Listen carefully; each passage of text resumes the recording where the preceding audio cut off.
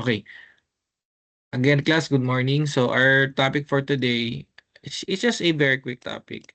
Um, we will be discussing, update ko pala.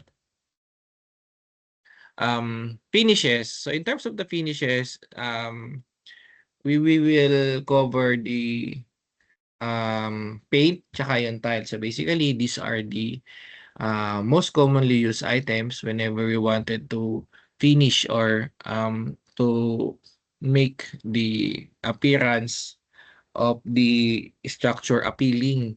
Okay? So for the finishes, so we will be discussing paint and tile. So so both of them can be used whether sa floor or sa wall. Okay? So there are parts of the house or the structure na gumagamit ng tile sa both floor and wall. Like for example sa toilet, so meron tayong floor tsaka wall tiles, or let's say sa mga counters sa kitchen, okay, yung mga backsplash and everything.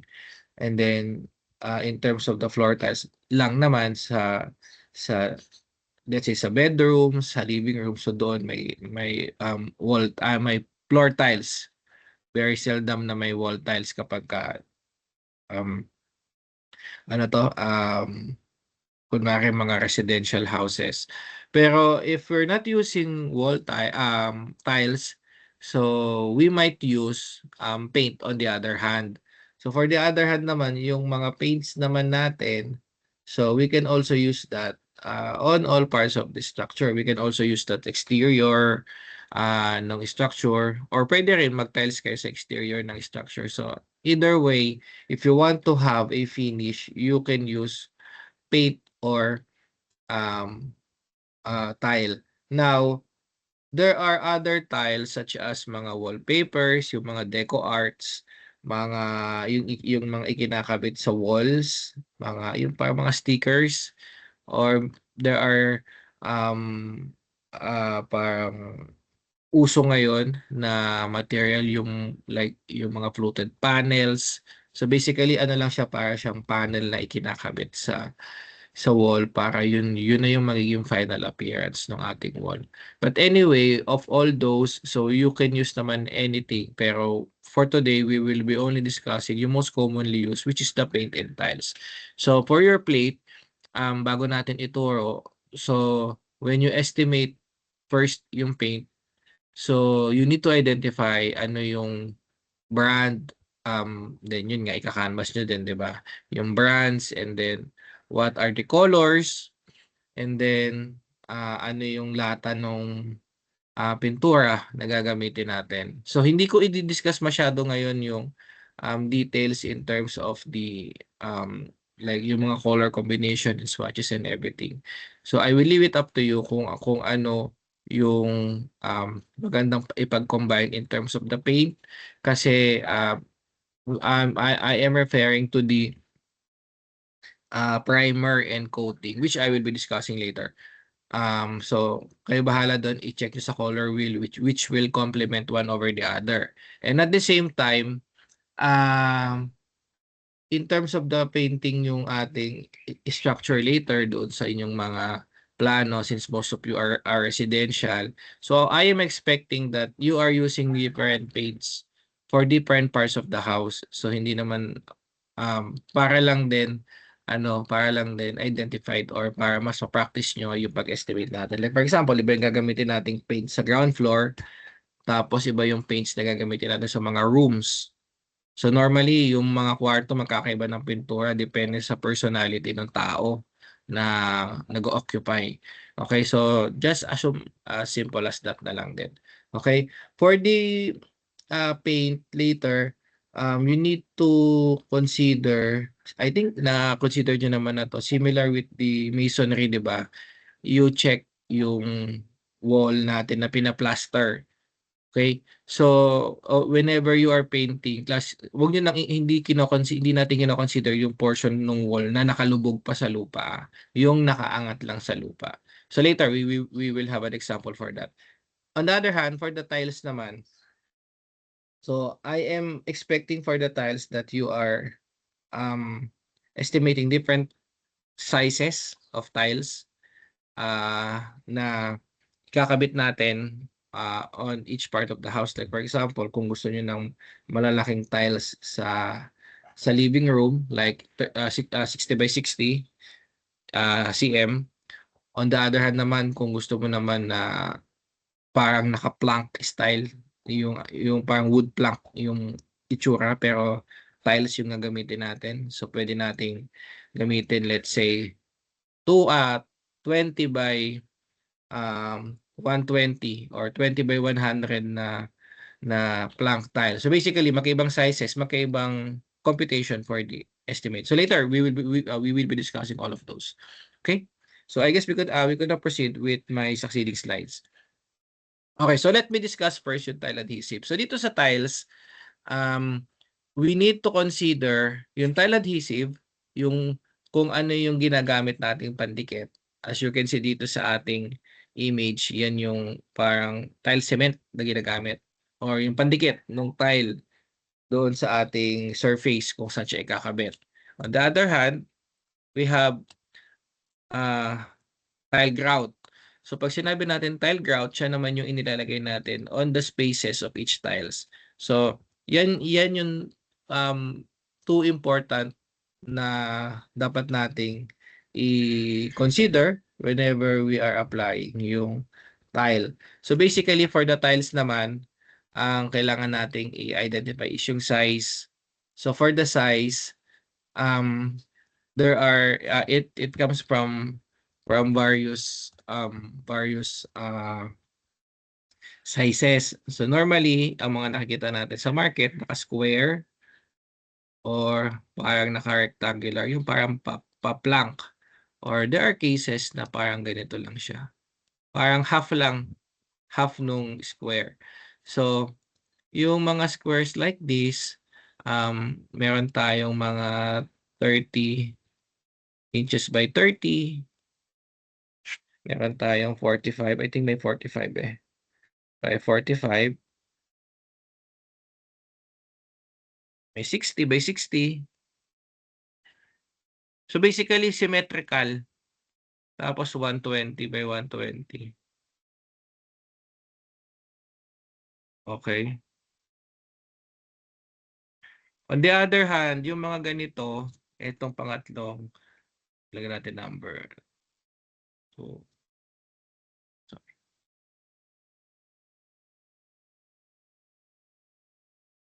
sorry.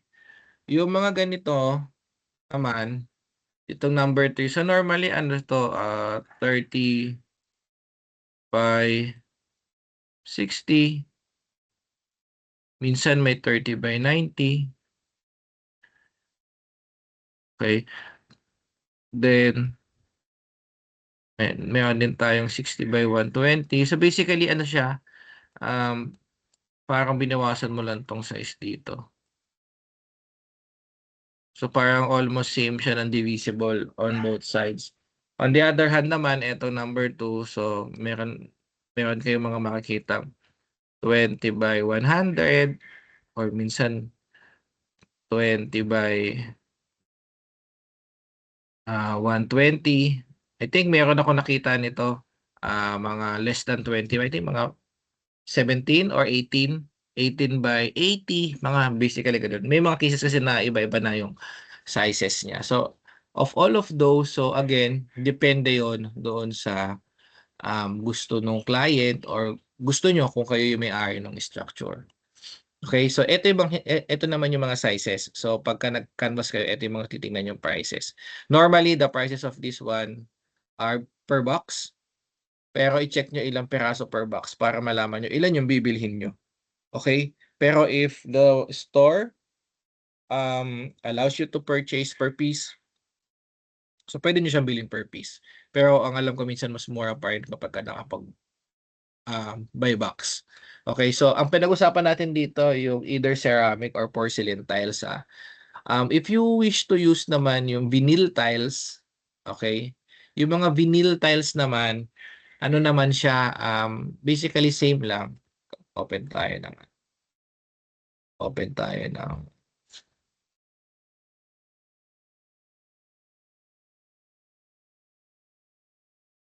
Ayan, yung vinyl tiles siya parang ganito. Papakita natin sa images. Ayan.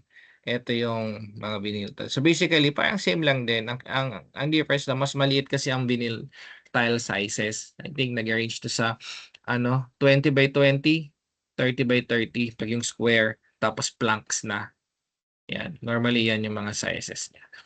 Okay, so yung pinag-usapan natin ngayon is the ceramic tiles.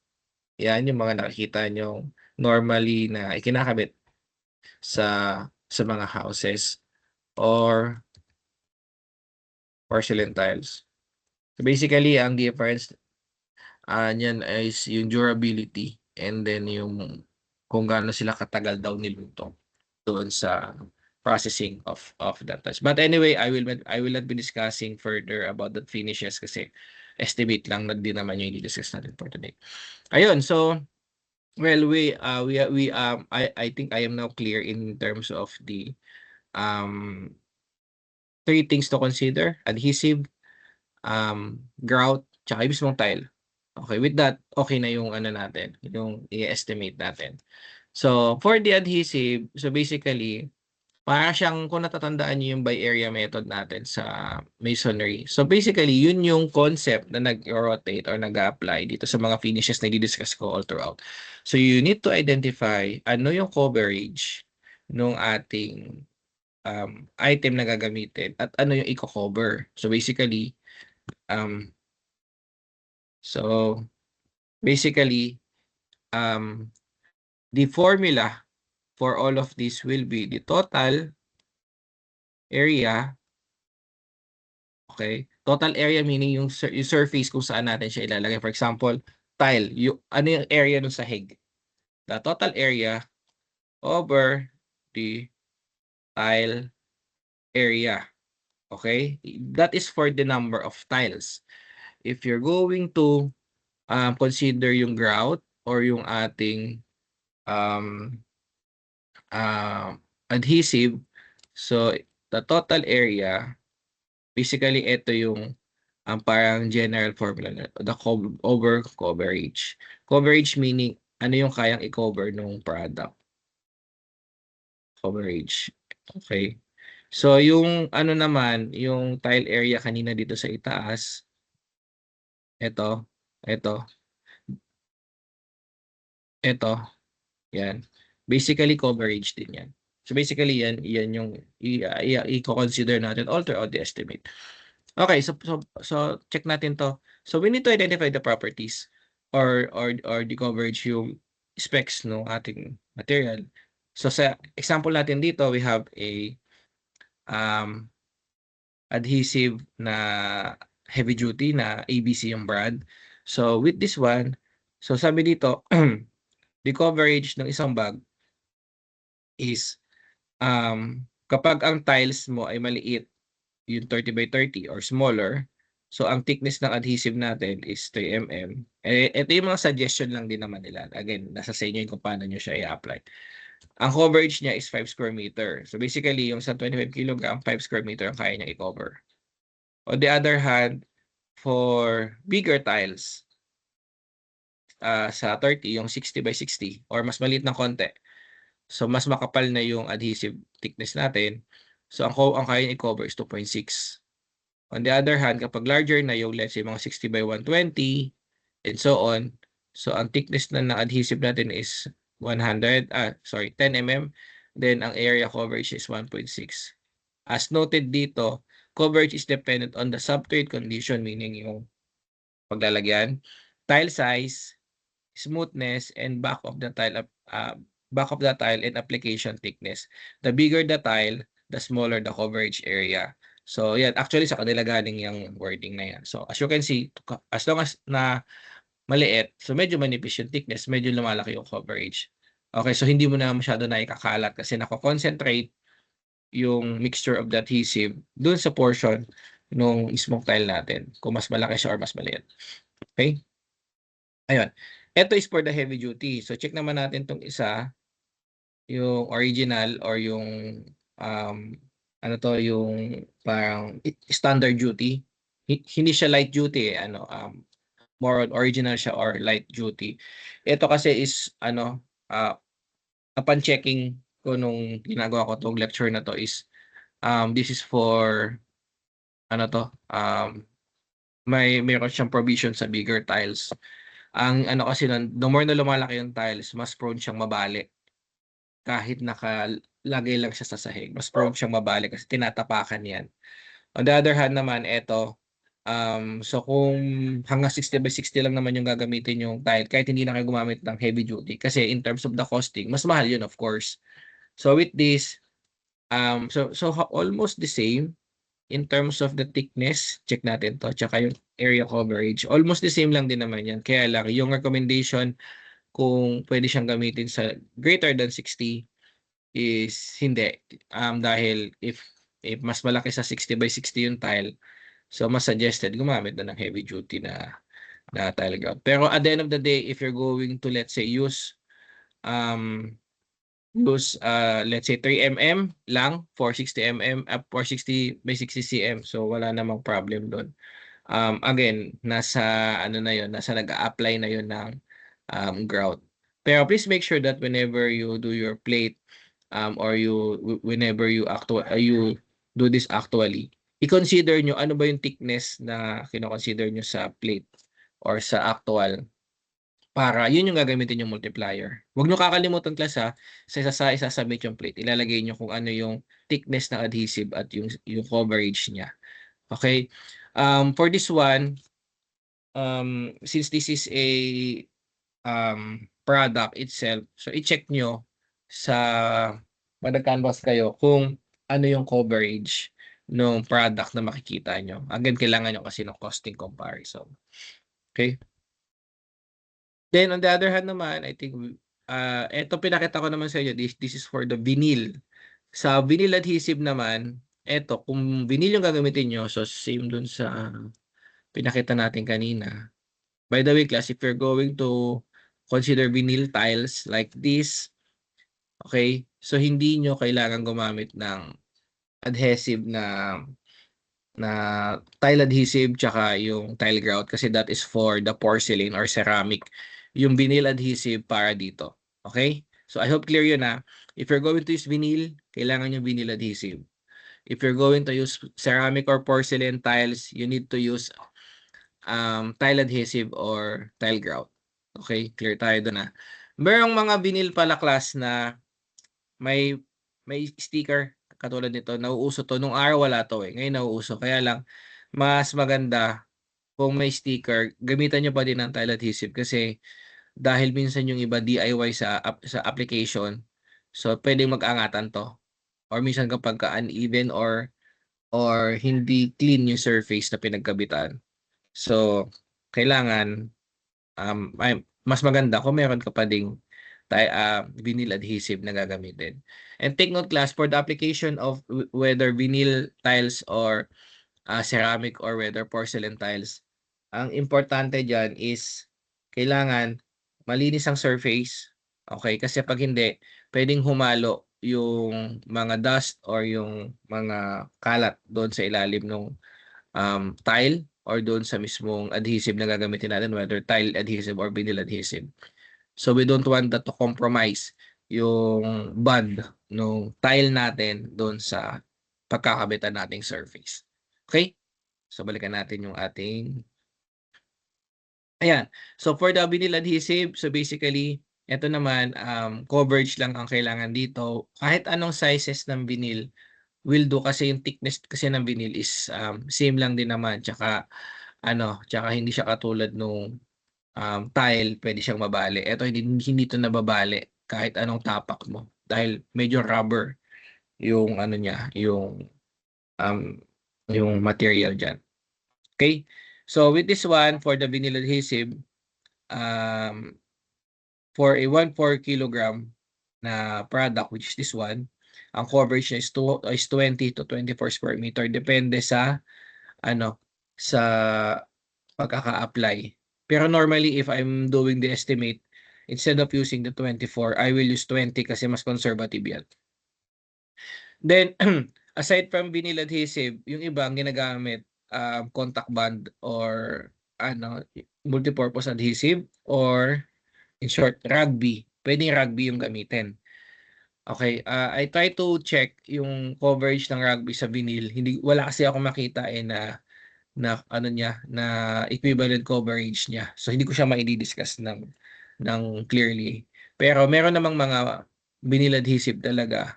Para siyang wood glue. Actually para lang tong glue. Pero hindi siya wood glue or hindi siya pandikit ng kahoy, pandikit lang siya ng vinyl sa kahoy.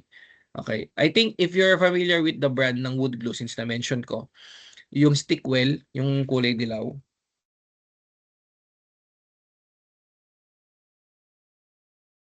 Okay. Si Stickwell, ito yung wood glue. Maaaring kilala to nung most of you. Okay, ginagamit to sa pagdikit ng kahoy. Pero ang vinyl glue nila is this one. Yung green. Meron din ng Stickwell. Okay. If you're going to use this brand, okay lang din if you're going to consider vinyl sa mga plate nyo. Pero yun, ang gamitin nyo is yung green, hindi yung dilaw. Okay? Sige. Okay. So, then tile grout. So, for the tile grout naman, ito, basically, you need to consider gaano ba kalayo yung mga tile. Okay? Or tsaka yung mga tile size. Ayan. So with this one, ito yung coverage naman for the 2 kilogram. Normally, maliit lang ang bag nito eh. Hindi pa ako nakakita ng malaking bag ng tile grout. O, maaaring meron pero hindi pa ako nakakita. So, ayan. For a tile na 30 by 30, so it is, ang coverage niya is 8 square meter considering na may 3 mm joint.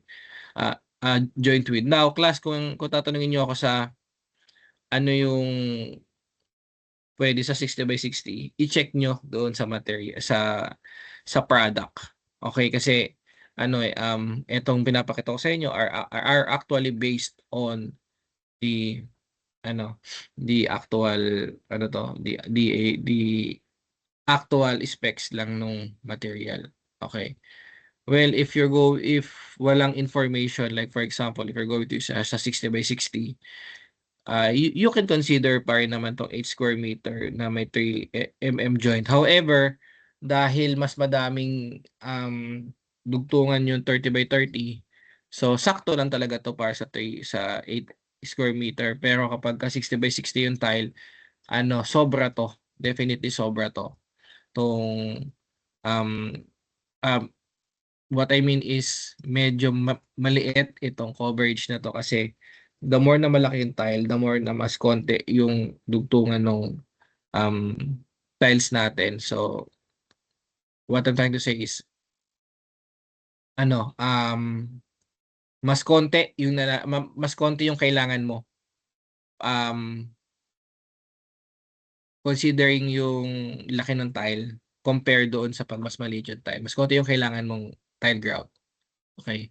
Pero yun, check nyo na lang kung ano yung mismong makakanvas nyo na would suffice doon sa gagamitin yung mga tile sizes. Okay? Okay, let's proceed na. Siguro bigay tayo ng mga pointers. So, for the tile grout and adhesive, so for floor and wall, so you need to divide yung total surface area doon sa tile adhesive coverage. So yung sinasabi ko sa inyo kanina, di ba?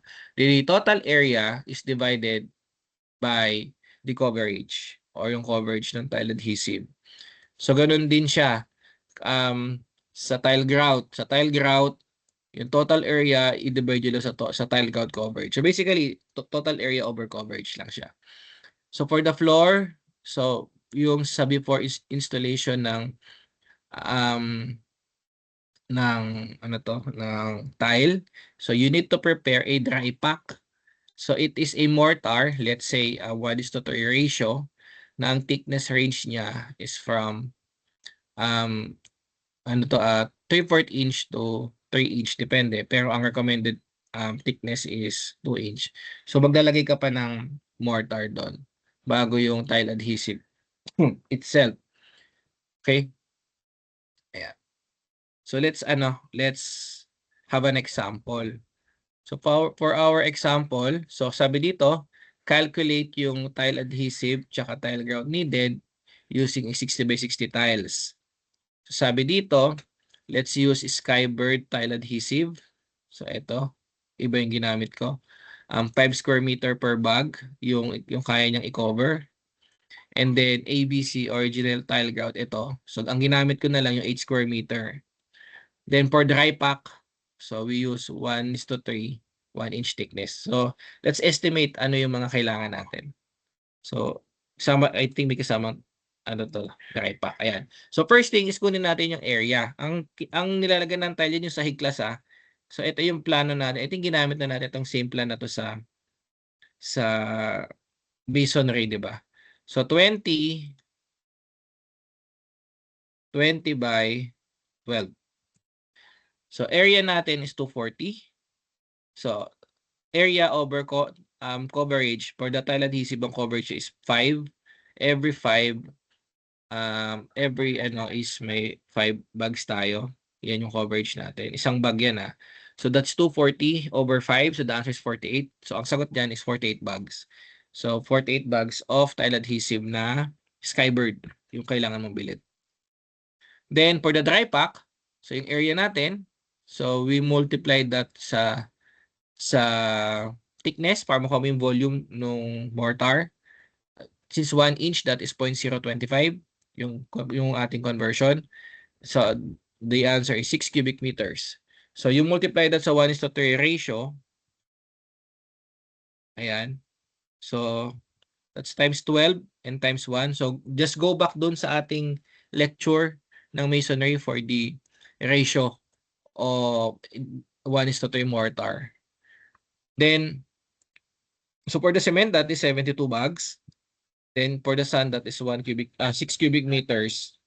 Okay, again class, multiplier to ha, yung 12 and 1. Wala man dito sa slide, pero check yung mortar, ay yung masonry lesson natin. And then for the tile grout, so 240 over 8, so that is 30 bags. So basically, ganun lang kadali yung ating ano. Ang ano lang din dito, kailangan nyo lang i-identify or ilan yung gagamitin nating or ano-ano yung mga materials na gagamitin natin for us to identify what is the coverage. I think may kulang dito yung tiles. Teka, isama natin.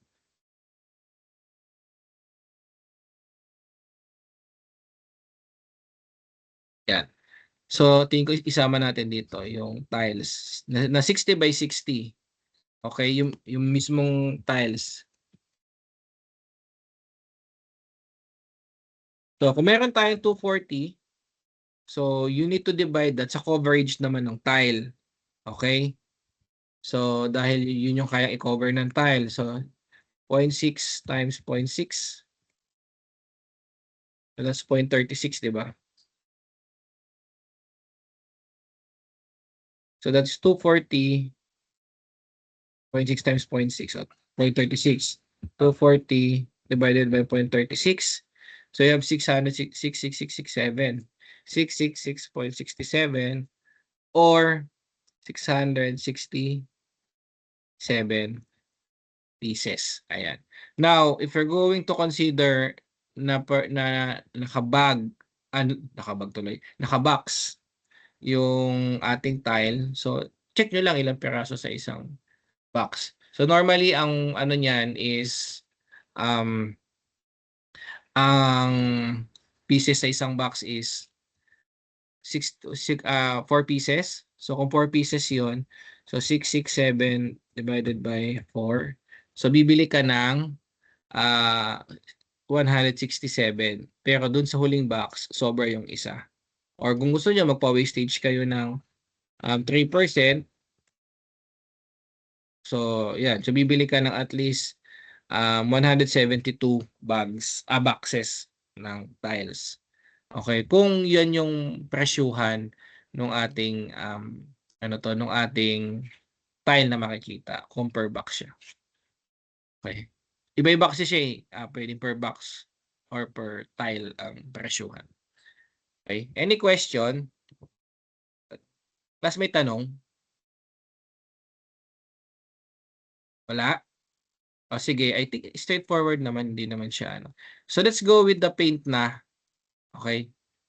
Yung class, yung vinyl hindi ko na i-discuss kasi same lang din naman siya. Kung i-vinyl nyo to, kunwari 30x30, so imbis na ito, papalitan nyo lang ito ng 30x30. Okay? Ito lang naman yun, yung vinyl tiles. Tapos, kung tile adhesive, papalitan nyo lang ito ng coverage. I think 20 yung kanina, diba? 20. Ayan, 20. Ay, hindi ito. Ito. 20. So, papalitan nyo lang naman ito ng 20. So, parang ito lang yung kailangan. Ayan. Hindi nagda-dry pack sa vinyl. Kailangan ano lang, smooth lang yung finish nyo sa sahig. Okay, so let's go with the paint. Sa paint, once we're done with the plaster, we go applying skim coat. Okay, ano yung skim coat? Skim coat is recommended after wall plaster to achieve a perfectly smooth, level surface, especially for a high-quality paint finish. So, ito yung paint natin. Ito yung ina-apply natin sa surface kapag ano, kapag wrap pa yung finish. 'Di ba nakakita naman na kayo ng pinlaster na wall. Yung mga pinlaster na wall, medyo magaspang pa yon. Although maganda na yung itsura niya compared doon sa bare na CHB pa lang yung itsura. Pero once na nag-plaster tayo, may mga imperfections. Minsan may maliliit na mga holes, may mga scratches na fine scratches na pag hinawakan nyo, magaspang pa talaga. So, kasi pag in-apply nyo yung pintura kagad doon, magaspang yung pintura. So, or baka maging uneven yung pintura, ayaw naman natin maging ganon. So, we need to apply skim coat. Okay? For the skim coat, dito, actually kahapon to nanggaling ako sa hardware. Dahil nagka-canvas ako para sa bahay. So, yan, pinicturean ko para sa inyo para may example kayo lang or sample nung coverage ng skim coat. Basically, kanina 'di ba yung mga tile adhesive, ganito din naman yung itsura ng likod nun. Ayan. So dito nakalagay dito, approximate coverage, 1 kilogram skim coat can cover about 0.5 square meter surface for every 2 coat installation. Ayan. Ayan. For every 2 coat installation. So each coat applied at approximately 1 mm thick. Ayan. Okay? So basically, for the tawag dito, for the estimate niyan, same lang din naman yung concept. Total area over the coverage area. Okay? So yan yung skim coat. Once na meron na tayong skim coat, ang next natin gagawin, saan yung paint ko? Okay? So, after pagsulat. Okay. After the skim coat and class. So, ang next natin, yan natin. Yan. After the skim coat, we apply primer na. Primer, yan yung pintura na ina-apply natin para prepare natin yung surface for the top coat or coating. Okay? So, ano ang purpose ng primer?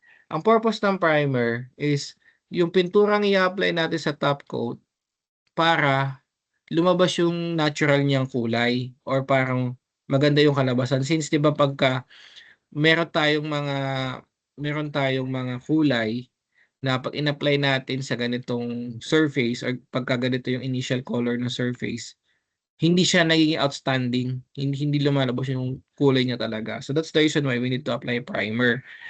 For all naman yun 'di ba? For all applying purposes. Kahit I think sa mga nagme-makeup, nagpa-primer ganyan. Para yung ilalagay mong final na look, lalabas talaga yung niya, yung natural look na gusto mo. Okay? For example, kung gusto mo magpintura ng yellow, kung magpipintura ka ng yellow tapos ang kulay pa ng wall mo is medyo dark, parang ano pa siya, parang semento yung kulay. So basically, hindi lalabas yung parang natural color ng yellow dahil ano ma-overpower pa siya nung kulay nung pader. Kaya pine-prepare natin yung wall in terms of the application ng primer itself. Okay? Now, once that the primer is set, so basically kailangan niyo lang i-identify ano yung magandang primer para sa top coat. So I will leave it up to you. Pero normally flat white yung ginagamit na kulay puti lang. So for the top coat, so once na applied na yung primer, natuyo na, so you apply the top coat. So for the coating, you can do 1 or 2 coats, okay? So pagka 2 coats, mas maganda, of course, versus the first coating or 1 coat lang. Okay, so yun. For the coat, so kung kunwari meron kang pipinturahan na 12 square meter, so if you have 2 coats, so times 2 lang yung gagamitin natin. Kung 1 coat, times 1. Ang computation ng primer is different sa coating kasi magkaiba sila. Kaya huwag niyo silang pagsasamahin unless kung parehas sila ng pintura. Okay? Sige. I guess we could now go with the example. Example natin, calculate the skim coat and paint needed. So, isang side lang daw ng wall ang lalagyan. So, use master skim coat. I think hindi ko dito nailagay. 0.5 square meter for 2 application. Okay. Diba yun yung nakalagay doon? Ayan. Ayan.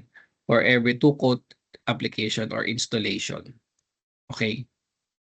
Ayan. So, flat white daw na white flat white na primer, yun na din yung gamitin natin sa coating. So, ang coverage is 25 square meter. So, ito class, i-check nyo to sa likod nung Boysen na paint or Davies or Rain or Shine, whatever, paint na gagamitin nyo. So, for application, isang primer, isang coating. So, let's go with the solution. So, kunin natin yung area. So, yung area natin na 60. Ito yun, di ba? 4, 20, 12, 20, and 4. So, dalawang 20, 40, 12 plus dalawang 8. So, 20 din. So, 60. Ang height natin, 2.6. Take note, class. Ito yung sinasabi ko. Huwag nyo isasama yung nakalubog. Kailangan nyo tingnan ano lang yung nakalabas.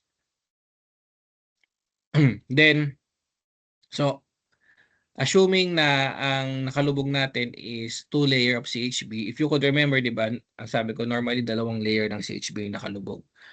So with the computation, so kung ang height ng CHB natin is 0.2, so you subtract yung 2.6 sa 0.4. Ito na yung dalawang nakalubog. Okay?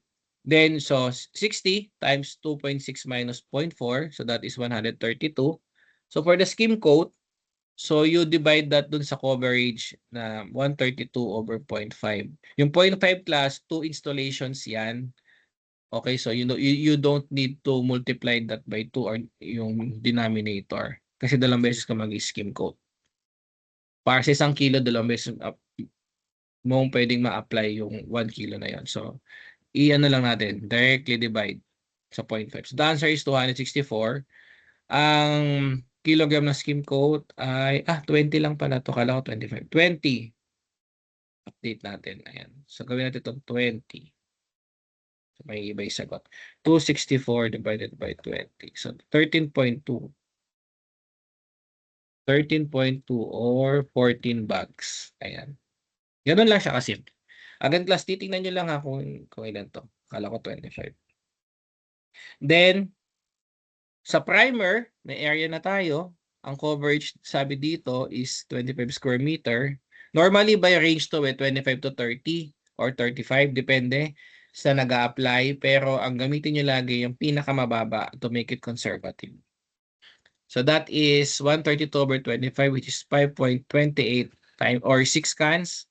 On the other hand naman sa coating, that is 132/25. Since same paint lang, so that is 5.28 times 2 or 10.56 or 11 cans.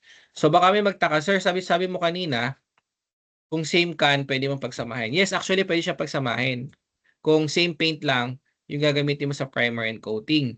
So pwede itong maging 5.28 times 3 na lang. However, pinaghiwalay ko lang muna para just in case you are using different paint sa primer at sa coating, magkaibang kulay. So, magkaiba yung computation nyo. Para pag nag-review kayo dito sa lecture natin, hindi kayo mako-confuse or hindi nyo maiisip na pag-iisahin nyo yung estimate ng primer and coating. Kaya talagang pinaghiwalay ko siya um, ah, dito sa ating solution. Okay? So any question class para dito sa ating paint? May tanong? Wala? Sige, bigay lang ako ng 5-minute break. I think we can cover na yung roof finishes. So para tapos na para walang session next week para makapag-focus kayo sa plate nyo. Okay? I'll give you 5 minutes. Start tayo at 5:15. Thank you.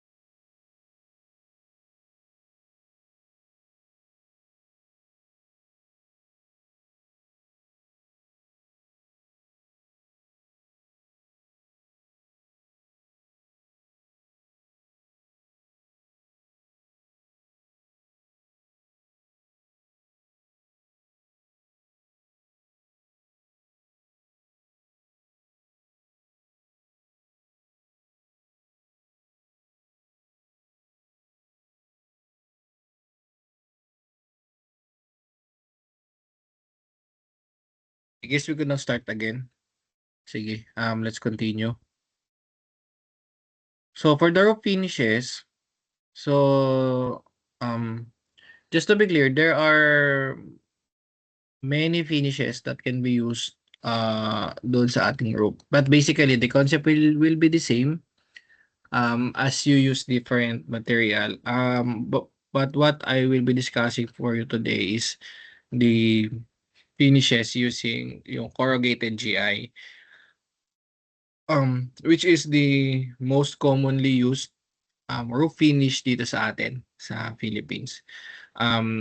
Yung iba lang yung itsura niya in terms of the finish. Pakita nga muna ako ng ano.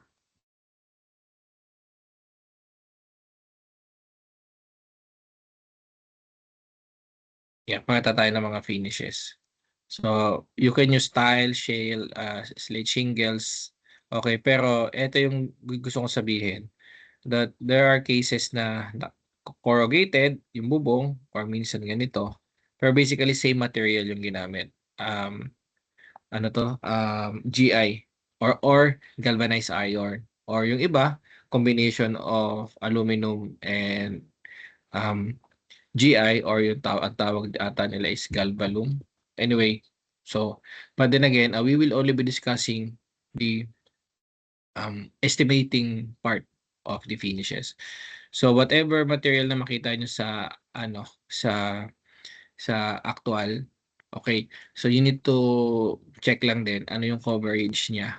Meron kasi tayo tinatawag na lap, yung portion kung saan nagpapatong yung roof finish. So you need to identify that if in case you're going to use a different material, kasi baka iba yung lap, so maiiba yung computation nyo dapat. Okay? Ayan. So one thing also to consider aside from the costing of this roof finish is the brand. So, and then magkano yung ating roof finish in terms of the estimation na nung total price. Okay, so let's discuss yung corrugated GI. So balikan natin yung aking ano. So for the corrugated GI, ayan siya. Corrugated GI. So, close ko nga to. So, for the corrugated GI, so ito yung pangkaraniwang yero. Sometimes it is pre-painted, may pintura na or not. If hindi na pipinturahan, so samahan nyo ng paint estimate. Okay? Pagka pre-painted na, so hindi nyo na kailangan samahan ng paint estimate kasi kailangan ng pintura ng yero. Okay? So, with that, you can use the lecture kanina doon sa paint part for you to identify ilang cans ng paint.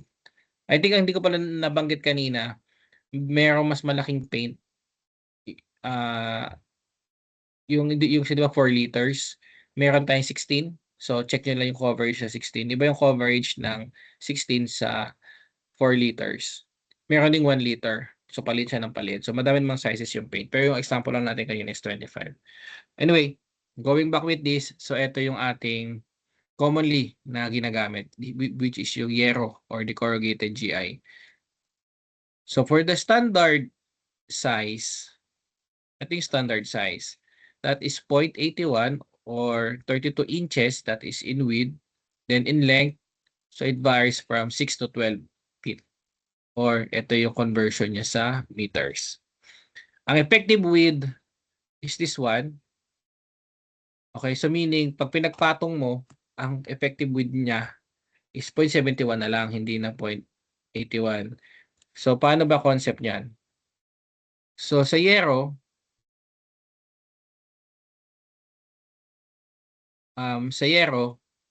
kunwari ito yung isang yero, di ba? Pwede pala ito. Yan. Yan yung isang yero. Okay? So, if this side is 0.81, so kapag ka maglalagay ka na ng kasunod na yero, so magkapatong sila, di ba? Kasi hindi pwedeng side by side. Kundi pagka hinangin yan, magpipilip yan, papasok yung tubig. Kaya kailangan nakalap. So, ibig sabihin magkapatong. Kapag magkapatong sila, okey, so eto, kung kanina eto yung 0.81, 'di ba? Yung 0.71 na nandun, eto na lang siya. Okey, 0.71. Tas meron ka ditong lap na ano, na 0.1. I hope clear tayo diyan. Okey, so ang latag niya ganyan, kapagka ang latag naman natin is pa-upward, so kung eto siya, tas ayan, nakaganyan. Let's say if this is 6 feet or 1.8 nga ba meters. So meron tayong lap dito na ibinabawas. Kailangan ibabawas natin yung lap kasi may magkapatong ulit, okey? So yung lap naman dito, eto yon, effective, for the effective length may lap tayo, ayan. It can be 25 or 30 or 0.25 or 0.3 meters. So sa 1.8 puwede siya maging 1.55 or 1.5. Ito, tignan natin dito. So if this is sample lang, 0.3, kunwari yun yung ginamit, eh di basically ito 1.5. So ito yung gagamitin natin. Now, sa estimate, parang basically kamukha lang din ito. Pero mas more on same dun formula sa fundamental method ng masonry. So, yung total length, i-di-divide mo lang sa length nung side na kino-consider mo. Okay? Or sabihin natin ito yung bubong. Okay, ito yung bubong. Kapag ang latag natin is along this direction, pababa, meaning patong-patong na ganito, di ba?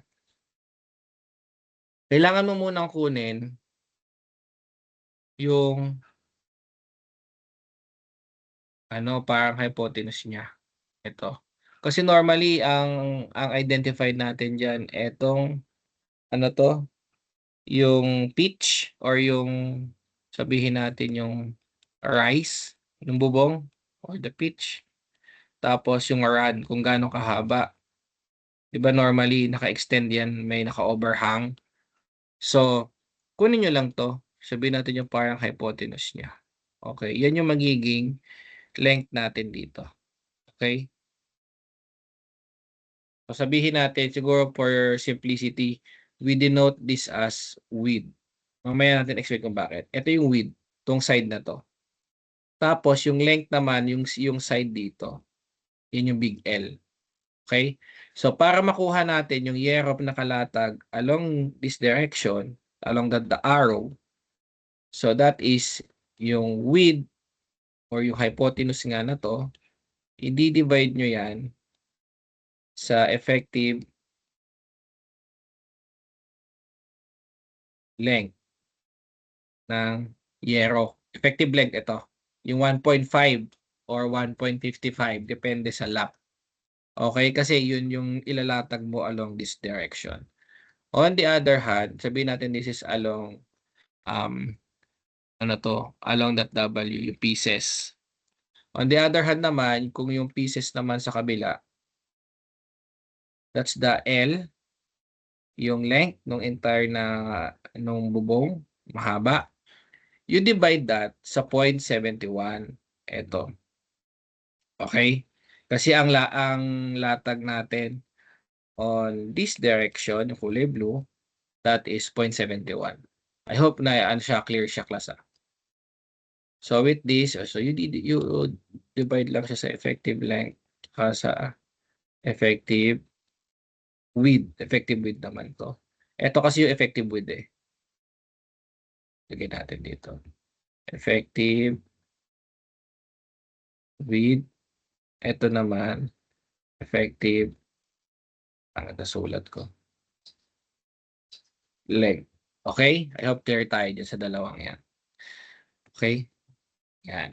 So yan yung tatandaan natin sa sa paglalatag ng yero. And one more thing, kapag naglalatag tayo class ng yero, ito is more on the installation itself. Ayan. Pag naglalatag tayo ng yero, lagi tayong magsisimula sa taas. From yung direction ng red, yung sa direction kasi ng blue, as long as isa lang yung direction from left to right or right to left, basta kailangan susundin mo lang siya na ganun yung direction. Hindi pwedeng labo-labo yung patong natin.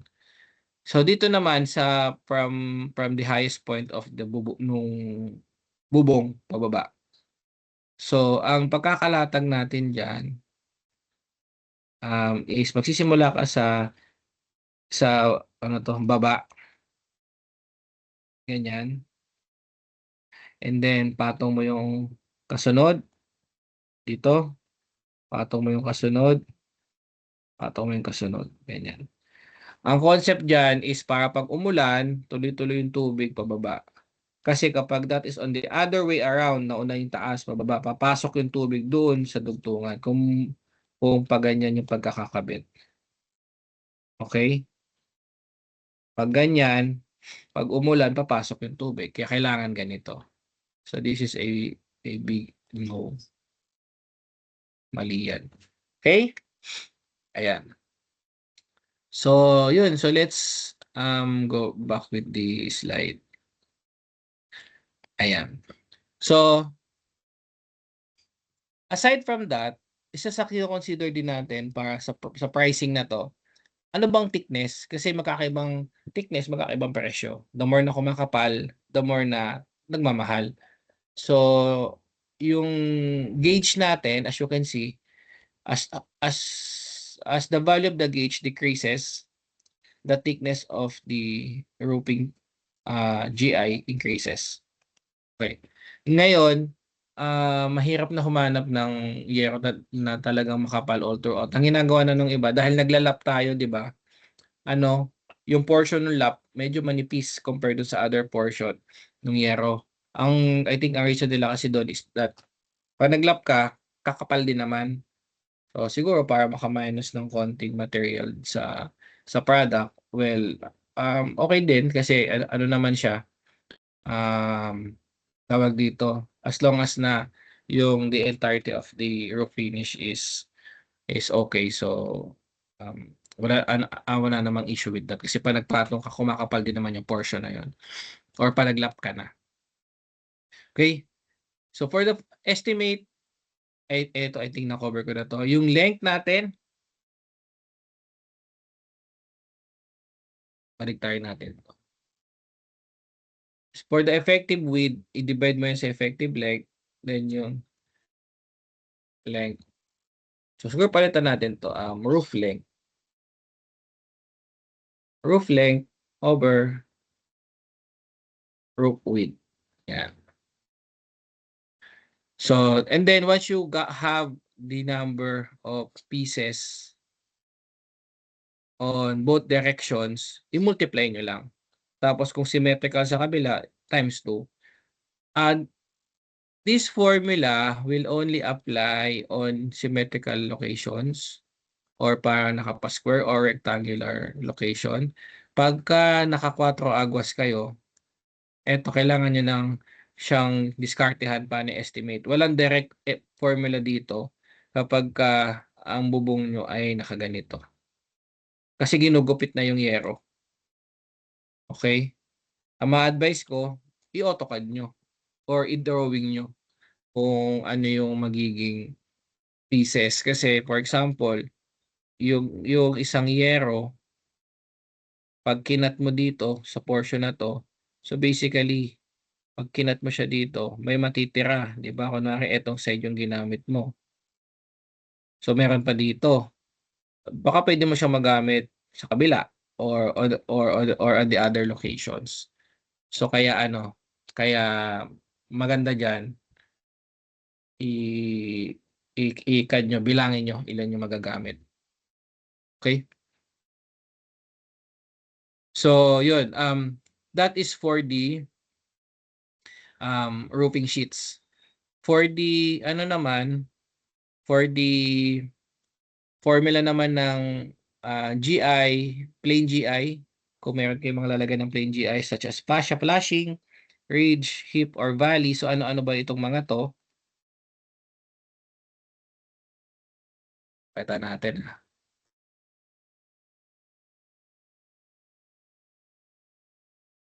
Ito, ayan.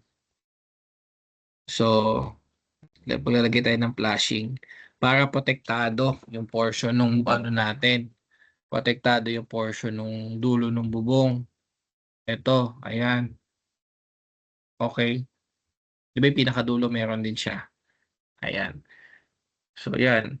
Then, yan yung ano, yung flashing sa fascia. Ngayon, meron naman tayong tawag dito, ridge. Yung ridge yung tuktok. Yung para siyang nakaparang triangle. Para siyang naka-inverted na letter V sa bubong. Ano natin, ridge roll. GI. Yan. Yung nakaganito. Nasa tuktok yun eh. Ayan. Ridge. Ayan. Ano pa ba yun? Valley or hip. Alam ko to yung hip eh. Ito hip yung nakapadiagonal. Hip roll. Hip at hip ng tao. Hip roll. GI sheet. Okay yun na. O, parang yun din naman yun. Ito. Yan. Ito naman siya. Yun nakapad. Baba. Pagka valley naman, located siya dito. Parang nakabaliktad to. Okay? Valley. Valley roll. Sa bubong. Sample. Ito, sample niya. Nakapaganito siya. Nasa ilalim. Ayan. Parang siya nakabaliktad na pa letter V. Okay. So, ang valley, inilalagay sa ilalim ng roofing sheet. Then, yung ridge roll and hip roll, nasa ibabaw. Mapapansin nyo to, ayan na yung ridge roll, nasa ibabaw. Yung valley, nasa ilalim. Okay. Ayan. So, with that, if we're going to use GI, pang GI to class yung length niya, kung saan mo siya i-apply, yung length ng entire length, pag-a-applyan natin, you divide that sa 2.1. Kasi ang effective lap niya is 300 mm. Ang standard length na mabibili nyo sa market is 8 feet. Okay, or check it kung ilan yung standard length para mapalitan nyo to kung ilan yung length kung ilan yung standard length nung nung material na makikita nyo kasi baka may ibang yung brand, ito yung length niya and so on. Okay, so you divide that dun sa actual. I-consider nyo lang yung lap dito. Okay, or if you want to you can change this one. Let's say hindi siya 2.4, nakita nyo sa actual, ano lang 1.8, edi 1.8 minus 300. Okay. Pero normally ito ano lang siya 2.4. Just to be clear lang na if in case na may magbago, papalitan nyo lang to. Eto. Papalitan nyo, isusubtract nyo lang yung value ng 300. I hope clear tayo dyan. So, alam na natin yung ridge roll, valley roll, hip, fascia. So, next naman is gutter. Yung side naman ng gutter is nandito. Dito sa example natin, di ba nandito? So, we have two sides dito, tsaka dito. So, basically, yung length niya, magiging times 2 later on. Kung ilan yung estimate sa kabila, yun din yung estimate dito. So, you need to get the total length over the effective length or parang length over coverage or kung ilan yung kaya i-cover ng isang market size. So dito naman, ang effective lap naman natin is 150 mm. So again, kung sakaling hindi siya 2.4 ang makita nyo sa canvas nyo, i-subtract nyo lang siya para palitan tong 2.25. Subtract nyo yung 150. Okay? So for the GI gutter, that is 2.4 minus 150, which is 2.25. Ito yung length ng side na paglalagyan ng gutter. Kung both sides, so times 2 lang. Okay? So yun lang naman. And then lastly, for the firewalls naman sa GI, ito yung mga naka-bend. Ito tayo.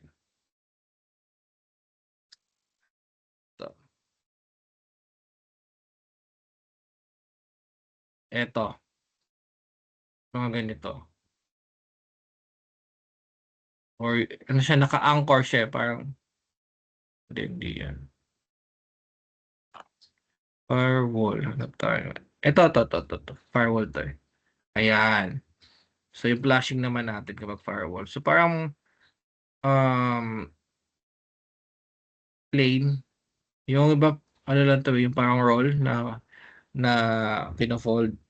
Or kung may nabibiling ganito, so yun ay eksakto. Okay? So, yan, ina-anchor siya dito sa sa edge nung firewall. Maganda example.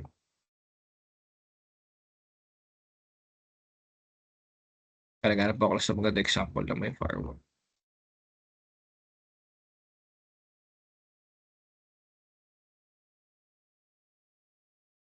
Pag abot kasi ina-anchor, minsan pag hindi abot, nakaganito lang. Nilalagyan na lang ng sealant dito. But anyway, for that side, the formula is same din, pero ang lap naman natin dito is 100. Okay, balikan na natin to. 100. And then, yun, if ever na iba yung standard length, palitan nyo lang to itong 2.3 ng standard length ng material na makikita nyo sa actual minus 100. Okay, and then you multiply that by 1.5 kasi sabi dito, yan yung factor to cover the upper end of the roof, adjoining side, and top of the firewall. So yung nakabali. Okay. Yan yung ating additional multiplier, may 50%. So with that, you would be able to identify yung number of GI sheet required.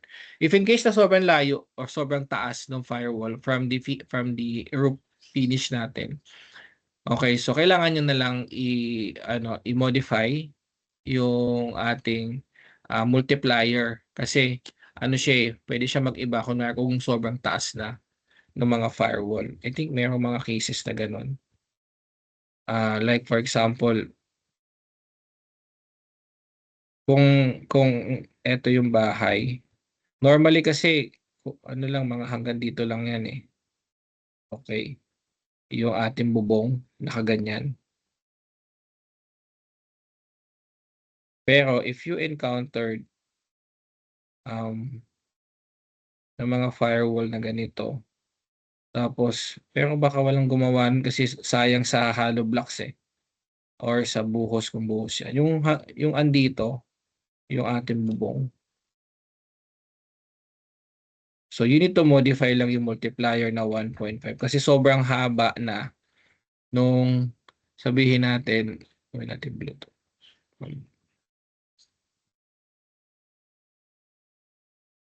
Dito, yung flashing kasi natin nakaganito, di ba? Medyo mababa. On the other hand naman, ganyan siya.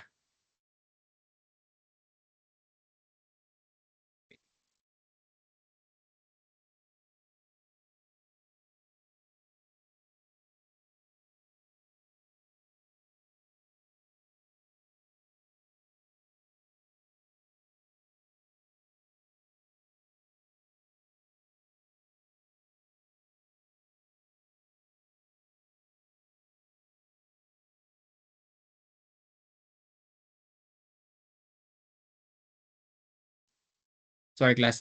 Anyway, going back. So ito yung sinasabi ko, the more nahahaba yung firewall, the more na mag-iiba to. Okay, pero at standard 1.5 will suffice. Okay? Ayan. So, I think yan lang naman, yung ating mga things to consider. Yung downspout, hindi ko na muna siya ituturo dito. Sa plumbing na lang, since part siya ng tubo. So, sa plumbing ko na siya i-discuss. And I assume, di ba may subject tayo na engineering utilities 2? So, ang discuss plumbing. So, I assume na naturo siya doon. If napapasadahan natin, I will ask na lang yung class if naturo na siya before or hindi para mapasadahan din natin siya ng mabilis. Okay, so wala akong example dito kasi it will be dependent doon sa ano nyo, sa plan nyo. Pero straightforward lang naman class yung formula based dito sa dinrawing ko para malaman yung number of yero. So basically straightforward lang siya. Okay? So or sige na nga, bigyan na nga tayo ng example. Example na lang natin, kunwari, meron isang ano na lang, isang side lang na bubong. Yung one slope para lang mabilis. Kunwari, one slope, tapos ganito yung yero natin. Ayan. Let's say kung ang sukat dito is 10, tapos ang sukat dito is um, sabihin natin 5. Sabihin natin ano na yan, yan na yung parang hypotenuse natin, naka 5 na. Dito yung direction para lang mabilis. So on this side, dito, ang pieces niya, so ang gagamitin natin, 'di ba, ito. So effective length na 1.5, sabihin natin 0.3 yung gagamitin nating lap. So that is 5 divided by 1.5. So we have 3.33 or 4. Sabihin natin 4 pieces on this side. On this, ano naman, this direction, yung 10, which is this one, yung L. So you divide as effective width. Effective width natin is 0.71. 10 divided by 0.71, that is 14.08 or 15. So 15 pieces. Okay. Now, you multiply that both. So, para makuha mo, ilang yero yung bibilin mo sa laki ng bubong na yan. So, that is 60. Diba? 60 pieces. Ayan. 60 pieces. Yun lang. So basically, ano lang naman, ganun lang i-apply yung formula natin. And then, the rest, pagka ganito, isang slope, so titingnan nyo lang, kapag on all sides, maglalagay ka sa bubong. Eto class, I will leave it up to you kung paano nyo bibilangin. Basically, same formula lang din naman eh. May iba lang yung lap na gagamitin natin, tsaka yung standard length. Now, dito, since ganito yung yero, lagi nyo tatandaan, on all sides, kailangan nyo maglagay. So dito, gutter kasi dulo to eh. 'Di ba? On this side, iba. And then on this side, meron pangit, grid. Ayan. Meron tayong flashing sa fascia natin diyan. And then meron din tayong flashing sa taas. Bakit hindi ridge? Kasi isang side lang yung bubong natin. Kung two sides yung bubong natin, sabihin natin meron pa tayo dito on this side. Ayan. Kapag ganyan, so parang ganito. So dito, ang ano natin, 'di ba kanina sabi natin may gutter tayo dito. So on this direction naman, so maglalagay tayo ng flashing na sa fascia. And then yung tuktok, maglalagay tayo ng ridge roll. Ayan. Kapag ganito, dito, on all sides, gawin natin black. Meron kayo ditong gutter, gutter, diba? Gutter, gutter. And then, sa mga diagonal, ito, meron tayo ditong hip roll,